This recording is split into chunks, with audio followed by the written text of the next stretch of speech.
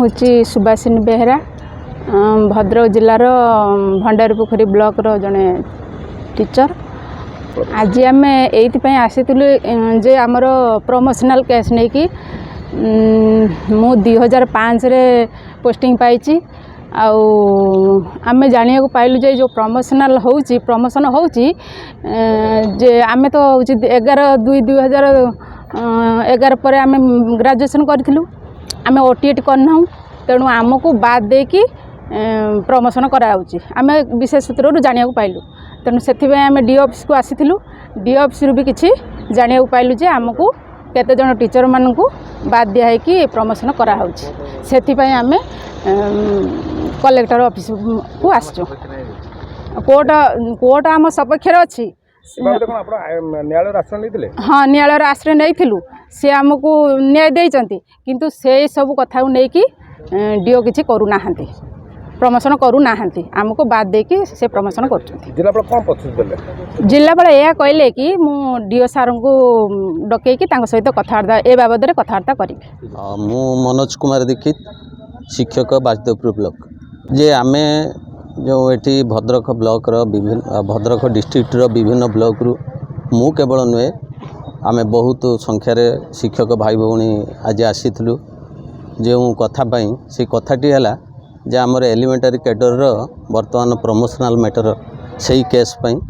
आमर गोटे पूर्वर आज की मासे ये पाखापाखि 1 वर्ष हो गला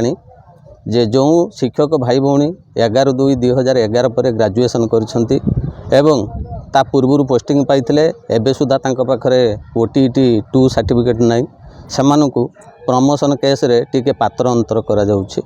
ये बाबद रे आमे कोर्ट रो द्वारस्थ होइथिले मध्य कोर्ट आम सपक्ष रे न्याय देइथिले मध्य किंतु आम डिस्ट्रिक्ट रे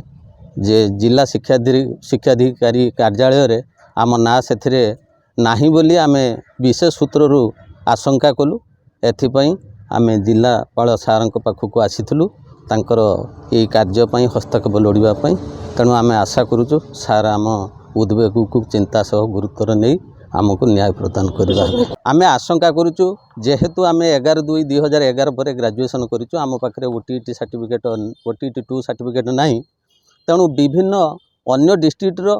जो लिस्ट तैयारी हेइथिला जोथि पई केस होइतला हुए तो आम डिस्ट्रिक्ट रे यह पुनरावृत्ति हेई पारे।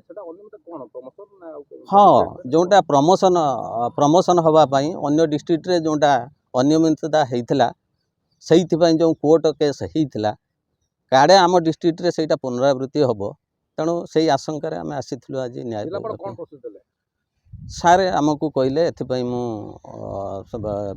जिला शिक्षाधिकारी सहित आलोचना करी आउ जहाँ आपणकर रूल अच्छी से अनुसार करा एति आश्वासन देले।